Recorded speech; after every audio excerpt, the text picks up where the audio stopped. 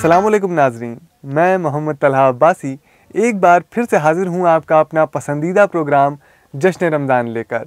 दोस्तों, आप तो जानते हैं कि पिछले गुज़िश्ता 27 रोज़ से हम आपके सामने रोज़ एक बयान पेश कर रहे हैं। आज 28वां रमज़ान है, तो आज आप सभी के सामने रमज़ानों का आखिरी बयान और अल्लामा का 28वां बयान आपके सामने पेश करने वाले हैं।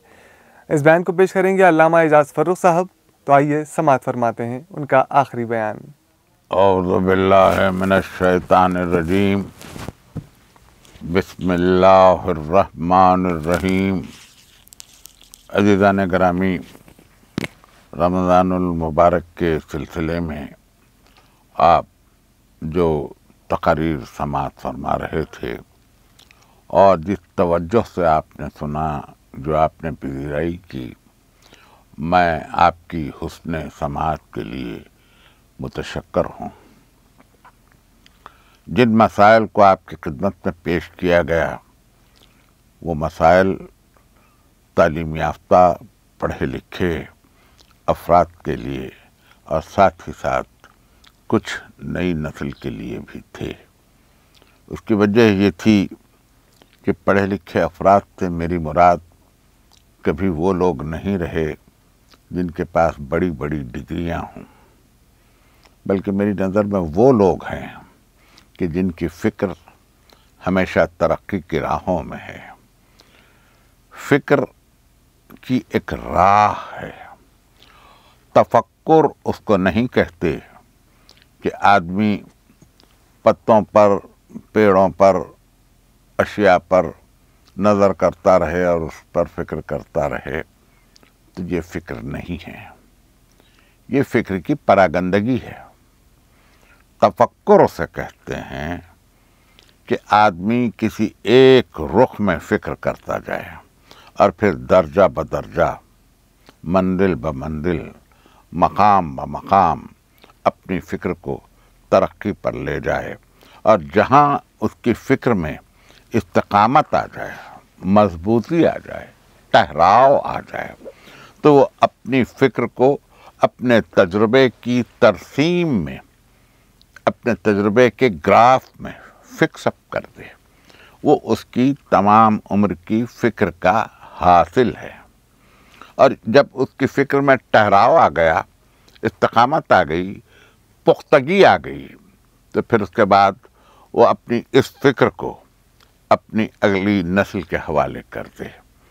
जहाँ उसकी फ़िक्र पहुँची है, उस फ़िक्र से और मौजूदा उस वक्त के हालात के पेश नज़र वो फ़िक्र और तरक्की करे, अपनी मनाजिल को और बुलंद ले जाए, अपने मकामात में और उस्तवारी पैदा करे। जब कमाल पर उनकी फ़िक्र पहुंच गई तो फिर वो एक तरसीम मुकम्मल करें और इस फ़िक्र को अगली नस्ल के हवाले कर दें। ये फ़िक्र अब नस्लन बादा नस्लिन, कबीलन बादा कबीलिन, जैलन बादा जैलिन, एक नस्ल से दूसरी नस्ल तक, दूसरी नस्ल से तीसरी नस्ल तक, तीसरी नस्ल से, और जब आगे बढ़ती है तो इस सिलसिले को कहते हैं कौम। कि कौम है जो इस तरह से फ़िक्र करने वाली है। कौमें अफकार से पहचानी जाती हैं, कौमें लिबास से नहीं पहचानी जाती। लिबास सबके एक होते हैं, लिबास में यकसानियत होती है, तर्ज तमद्दुन में यकसानियत होती है, रहने बसने खाने पीने के आदाब, तरीक़े, ज़ायक़े, ज़ौक़ मुमकिन है कि एक खित्ते में सबके यकसां हों, एक घर में सबके यकसां हों, लेकिन फ़िक्र में यकसानियत एक अलामत, एक इकाई बनती है कि ये लोग इस तरह से सोचते हैं, इस तरह से तफक्कुर करते हैं, इस तरह से फ़िक्र को आगे ले जाते हैं। एक बात जो मैं अपनी इस आखिरी तकरीर में आपके गोशगुजार किया चाहता हूँ, वो ये फ़िक्र है कि सबसे बेहतरीन विरसा, हेरिटेज, सबसे बेहतरीन लेगेसी जिसे आप कहें, तौरीस, दौलत नहीं है। वो तो आप देंगे ही, अगर आपके पास है आप देंगे, آپ کے پاس جائیداد ہے، آپ توریث میں دیں گے، آپ کے پاس مال و متاع ہے، آپ توریث میں دیں گے، لیکن جو سب سے بڑی توریث ہوتی ہے، کسی کے پاس فن توریث میں ہے تو وہ اپنے بیٹے کو اپنا فن توریث میں دے گا۔ آپ نے دیکھا ہے کہ جو صنعتیں ہیں، اگر اس کا کوئی فنکار، جیسے کوئی مصور ہو، تصویریں بناتا ہو، اس کی ماحول میں جب اس کے بچے پرورش پاتے ہیں، ممکن ہے سب تک کہ فوراً فن کی توریث نہ جائے، لیکن کسی نہ کسی میں وہ فن کی توریث منتقل ہوتی ہے۔ اسی طرح سے صنعتی کام ہیں، موٹر میکینزم ہے، ایئر کرافٹ مینٹیننس ہے، کتنے پیشے ہیں کہ جس میں فن ہے۔ تو باپ کی یہ خواہش ہوتی ہے کہ وہ اپنا فن اپنی اولاد میں منتقل کرے، اس میں ذہانت ہوگی، اس میں صلاحیت ہوگی، اس میں قبول ہوگا، اس کا شغف ہوگا، وہ قبول کرے گا۔ لیکن اگر اس کا شوق اور شغف کسی اور زاویے پر جا رہا ہے تو وہ شاید اس کو قبول نہ کرے۔ لیکن فکر ایک ایسی چیز ہے کہ جب وہ منتقل ہوتی ہے تو اس کے بعد جو بہترین سرمایہ اولاد میں منتقل ہونا چاہیے، نسلوں میں منتقل ہونا چاہیے، وہ ادب ہے۔ یہ ایک لفظ اپنے اندر معانی کا ایک جہان رکھتا ہے، الف دال بے، ادب۔ یہ ادب ہمارے پاس بزرگوں کا ادب، ماحول میں اساتذہ کا ادب، استادوں کا ادب، ماں باپ کا ادب، رشتہ داروں کا ادب، بڑوں کا ادب، چھوٹوں کا قاعدہ، یہ ایک ادب ہے۔ لیکن ادب کے لغت میں کیا معنی ہے، میں اس سے استفادہ کر کے آپ تک یہ بات پہنچانا چاہتا ہوں۔ ادب لغت میں آپ جب دیکھیں گے تو آپ کو پتہ چلے گا کہ ادب اس کو کہتے ہیں کہ شے کے پورے حدود کو دیکھ کر، شے کی پوری حدود کو پرکھ کر، شے کی پوری حدود کا مقیاس کر کے، اس کو ناپ تول کے، اپنی نگاہ سے اس کو پرکھ کر، اس کی حدود اور ماہیت کو جاننا، اس کو کہتے ہیں ادب۔ ایک عجیب لفظ کے ایک عجیب معنی میں نے آپ کو دے دیا۔ لفظ تو آپ کے پاس روزمرہ کا استعمال ہونے والا ہے کہ جب آپ کوئی جملہ کہتے ہیں، شعر کہتے ہیں، تو کہتے ہیں کہ بھئی یہ ادب ہے، یہ شعر ہے، یہ ادب ہے۔ آپ نے کوئی نثر کا جملہ پڑھا، کوئی اچھا انشائیہ آپ نے پڑھا، تو آپ کہتے ہیں ادب کا شاہکار ہے۔ یہ ادب کے ایک معنی ہے، لیکن جو معنی میں نے آپ کی خدمت میں عرض کیے وہ ادب لغوی معنی میں استعمال ہوتا ہے۔ اب اس معنی کو اگر آپ اپلائی کر کے دیکھیں تو آپ کو یہ پتہ چلے گا کہ یہ پورا ادب یہ ہے کہ ہم کائنات میں جتنی بھی چیزیں ہماری نگاہ میں آتی چلی جائیں، فکر ترقی کرتی جائے، شعور ترقی کرتا جائے، نگاہ بلند ہوتی جائے، ہے جستجو کہ خوب سے ہے خوب تر کہاں، اب دیکھیے ٹھہرتی ہے جا کر نظر کہاں۔ تو جب یہ ترقی ہو اور ہم وہاں پہنچیں تو فکر میں ایک بات خود بخود اس ترقی کی راہ میں یوں آ جائے گی اور اس کے ذیل میں کئی باتیں آئیں گی۔ ایک پہلی بات تو جو آئے گی وہ یہ ہے کہ کائنات خود بخود پیدا نہیں ہوئی ہے، اور یہ بات اس فکر میں یوں آئے گی کہ جب آپ یہ دیکھیں گے اپنی فکر میں کہ ایک وجود دوسرے وجود سے منسلک ہے، دوسرا وجود تیسرے وجود سے منسلک ہے، تیسرے وجود کو چوتھے وجود کی حاجت ہے، اس کو کسی اور وجود کی ضرورت ہے، اس کو کس اور وجود سے غرض و غایت ہے۔ تو جب آپ یہ دیکھیں گے، مثلا میں آپ کی خدمت میں اس مسئلے کو آسان کرتا جاؤں، بیج کو زمین کی نمی کی بھی ضرورت ہے، حاجت ہے، حدت کی بھی حاجت ہے، تو گرمی کی بھی حاجت ہے، نمی کی بھی حاجت ہے، صرف نمی ہو بیج سڑ گیا، صرف گرمی ہو بیج جل گیا۔ تو کچھ نمی چاہیے، کچھ حدت چاہیے، بیج مختار نہیں ہے۔ پھر مجھے ایک مرتبہ احتیاطاً اس جملے کو سن لیجئے، تقم بیج مختار نہیں ہے، محتاج ہے۔ جہاں آپ محتاج کا لفظ استعمال کریں تو وہاں میں ایک ترکیب کو ذرا اور اضافہ دے دوں، محتاج بالغیر ہے، غیر کا محتاج ہے، خارج کا محتاج ہے، دوسرے کا محتاج ہے۔ اب یہ جملہ آپ ذہن میں رکھیں تو فکر خود بخود ترقی کرتی ہوئی ایک مقام تک پہنچ جائے گی۔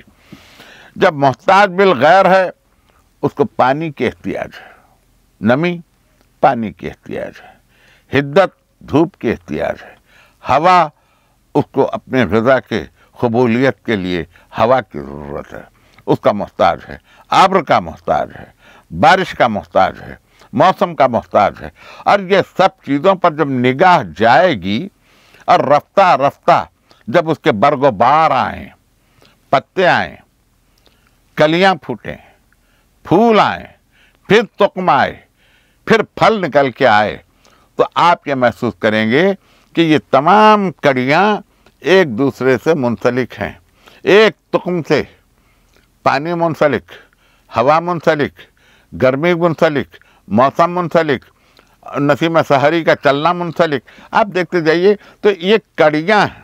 جب یہ سب نگاہ میں ایک مرتبہ آ جائے تو انسان کی فکر اس کو اس مقام پر لے جاتی ہے کہ یہ سب کچھ خود بخود نہیں پیدا ہوئی۔ آخری تقریر میں آپ کو ایک علیحدہ خط سے چاہتا ہوں کہ تقریر کے اختتام تک لے جاؤں۔ یہ سب کچھ خود بخود نہیں پیدا، اس کو کسی خالق نے خلق کیا ہے۔ جب خالق نے خلق کیا ہے تو پھر ادب کا تقاضا یہ ہے کہ ہر چیز کی ماہیت کو دیکھے، ایک دوسرے کے سلسلے کو دیکھے، ان کی حدود کو دیکھے، ان کی حدود کو جتنی بڑھتی چلی جائے گی یہ فکر جتنی ترقی کرتی جائے گی، اس کے بعد آپ کی زبان سے صرف ایک ہی جملہ نکل سکتا کہ ایک ہے وہ ذات جس نے اس پوری کائنات کو خلق کیا۔ اس کو جب آپ احد پر پہنچ گئے، واحد پر تو آپ پہنچیں گے ہی، لیکن یہ وہ واحد ہے جو دو میں تقسیم نہیں ہو سکتا، یہ وہ واحد ہے جو حصوں میں بٹ نہیں سکتا، تو یہ وہ احد ہے کہ جس تک انسان کا تصور نہیں پہنچ سکتا، خیال نہیں پہنچ سکتا، وہم نہیں پہنچ سکتا، گمان نہیں پہنچ سکتا۔ اس لیے کہ میں ذرا سا اس کو اور تھوڑا آسان کر دوں کہ ہم ہیں محتاج بالغیر۔ ہمارے وجود کے لیے وسائل چاہیے، ہمارے وسائل کے لیے ماں باپ چاہیے، ہمارے وسائل کے لیے ازدواج چاہیے، ہمارے وسائل میں جو اسباب و علل ہیں ان کی ترقی چاہیے، زندگی کا ایک پروسیس ہے، پھر اس کے بعد ایک مقام وہ بھی ہے کہ جہاں موت ہے، موت جو غیب ہے وہ بھی ہے، اور موت خود ایک مخلوق ہے، ایک مخلوق اس کی زندگی ہے، ساری کائنات کی زندگی اس کی مخلوق ہے، اسی طرح سے موت بھی اس کی مخلوق ہے۔ زندگی و موت اس ایک کی مخلوق ہے جس نے اس پوری کائنات کو تخلیق کیا۔ ایک طبقہ انسانیت کا وہ بھی ہے کہ جو یہ کہتا ہے کہ فطرت ہے، اٹس اے نیچر، ایک طبقہ وہ بھی ہے، اور ایک طبقہ یہ بھی ہے کہ وہ یہ کہتا ہے کہ میں خود سے پیدا نہیں ہوا۔ ایک حکیم علی الاطلاق کے پاس اس وقت کا ایک بہت بڑا دہریہ آیا اور اس نے پوچھا کہ آپ کیسے کہتے ہیں کہ خدا ہے؟ تو انہوں نے اس سے پوچھا، بڑا دہریہ تھا، تو اس سے پوچھا کہ کیا تو خود بخود خلق ہو گیا؟ اس نے غور کیا، کہا نہیں، میرے ماں باپ تھے، ایک پروسیس تھا نیچر کا، وہ اس طرح سے میں تکلیف میں آ گیا، میں پیدا ہو گیا۔ تو اب دوسرا سوال جو اس نے کیا، کتنا دانشورانہ سوال ہے، کتنا حکیمانہ سوال ہے، کہ اس سے پوچھا، اچھا یہ بتا کہ اگر تو یہ سوچے کہ تیری صورت، تیرا بدن کیسا ہونا چاہیے تھا، اگر تیری فکر اور تیرا خیال اس طرف سفر کرے، تو بتلا کہ تیرا جو موجودہ بدن ہے، موجودہ چہرہ ہے، موجودہ صورت جو ہے، اس سے وہ کتنا مختلف ہوتا تیرے خیال میں؟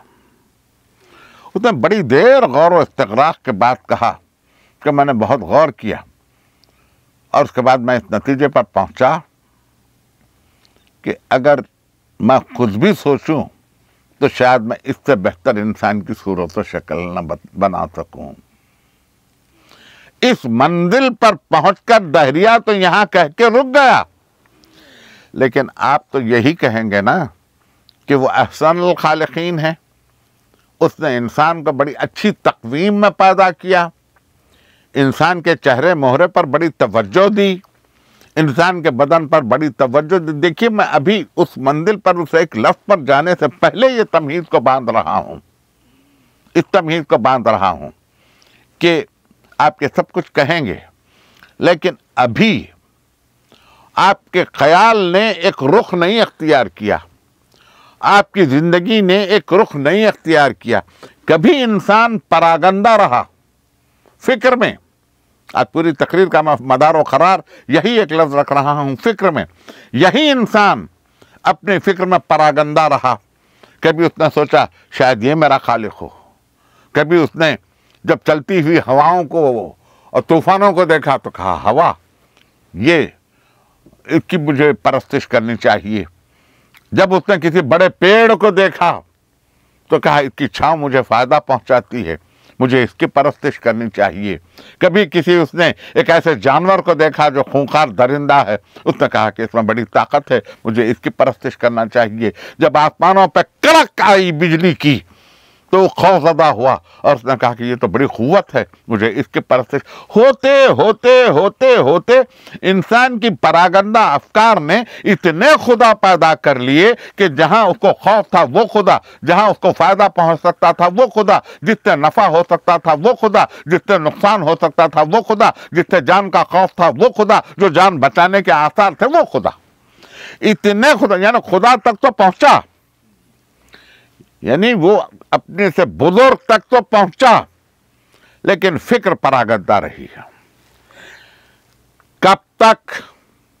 اسی پراگندہ افکار کو راہ بتلانے کے لیے خالق ازلی نے، اب میں ایک لفظ دے رہا ہوں، اس کے بعد اصل لفظ تک میں پہنچوں گا۔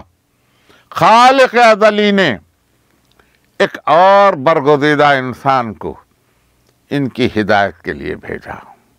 اب ادھر انسانیت آگے بڑھی، ادھر ہدایت آگے بڑھی، انسان ترقی یافتہ ہوتا چلا، ہدایتیں اپنا کام کرتی چلیں۔ جس وقت جتنی ہدایت کی ضرورت تھی اتنی ہدایت آئی، جس وقت جتنے راستہ دکھلانے کی ضرورت تھی اتنا راستہ دکھلایا گیا، جس وقت جتنے مسائل کی آگہی کی ضرورت تھی وہ مسائل آگاہ کیے گئے۔ رفتہ رفتہ ایک ایک برگزیدہ آیا، اور 1,23,999 میں جب یہ منزل بھی آئی کہ کسی کو صحیفہ دے کے بھیجایا، کسی کو کتاب دے کے بھیجایا، کسی کو احکام دے کے بھیجائے، اور کسی حکم کو منسوخ کیا، پھر دوسرے حکم کو اس سے ناسخ کیا، منسوخ و ناسخ دے کے بھیجا، محکم و متشابہ دے کے بھیجا، آسمانی کتابیں بھیجی، ان کی زندگیوں کا نمونہ بنایا، اور اس کے حد آخر پر ایک پیغام بھیجا، ایک پیغام، اور وہ پیغام صرف اتنا کہ کہو नहीं है कोई अल्लाह सिवाय अल्लाह के, ला इलाहा इल्लल्लाह। नहीं मालूम इस आवाज में क्या असर था, इस आवाज में क्या कशिश थी, इस आवाज में क्या जाज़िबियत थी कि अगर कुछ लोग इसकी तरफ मुतवज्जह हुए तो वो सारे लोग जो अपने अपने जहन में अपने अपने खुदाओं के बुत बिठा चुके थे वो लोग दुश्मन भी हुए। मगर कुरान ने कहा कि तुम कुरान पढ़ते क्यों नहीं पढ़ते? ये तुम्हें, तुम्हारे लिए तो नाजिल हुआ है, इसमें तुम्ही लोगों की तो दास्तानें हैं, इसमें मादी का वही किस्सा है। क्या फकुल्लमा जाकुम रसूलुन बिमा ला तहवा अनफुसकुम वस्तकबरकुम फफरीखन कज़्ज़बतुम व फरीखन तक़तुलून, कि जब कभी हमने किसी रसूल को भेजा जो तुम्हारी हवा व हवस पर न चल सका तो किसी को तुमने झुटलाया और किसी को तुमने कत्ल कर दिया। फिर रुक के कहा, सूरह आल इमरान, वो सूरह बकरा की आयत मैंने पढ़ी, सूरह आल इमरान, कि मा कान अल्लाहु लियुज़लिल मोमिनीना अला मा अंतुम अलैहि हत्ता यमीज़ल खबीसा मिनत तय्यब, कि हम कभी साहिबान ईमान को इस हाल पर न छोड़ेंगे जब तक कि उसे ये ना बतला दें कि खबीस क्या है और तय्यब क्या है। और किसी को गैब का इल्म नहीं अता करते कि वो अपने तौर पर यकीन कर ले। गैब के पर्दे पड़े हुए हैं, हिजाब हायल है, हम उसका इल्म सबको नहीं देते, बल्कि बंदों में से रसूलों को, और रसूलों में से जिसको चाहते हैं मुजतबा कर लेते हैं, जिसको चाहते हैं मुजतबा कर लेते हैं, जिसको चाहते हैं मुस्तफ़ा कर लेते हैं, जिसको चाहते हैं मुर्तज़ा कर लेते हैं। ये उसकी हिकमत है, ये उसकी हिकमत है। तो यहां तौहीद का एक, किसी के एक होने का ऐलान आया। मारूता करूं कि हम मोहताज बिलगैर, हमारी फिक्र की परवाज़ महदूद, हमारी ज़िंदगी महदूद, हमारा इल्म महदूद। क्या ख्याल है आपका कि क्या आज कोई इंसान इस बात का दावा कर सकता है कि उसको कायनात के हर शय का इल्म हासिल है? क्या वो सब कुछ जानता है? क्या वो ये कह सकता है कोई इंसान कि अब कुछ बाकी नहीं रहा मेरे सीखने के लिए या मेरे जानने के लिए? जो कुछ वजूद आलम इम्कान में है मैं सब पर इख्तियार रखता हूं, सबका इल्म मेरे पास है। कोई है?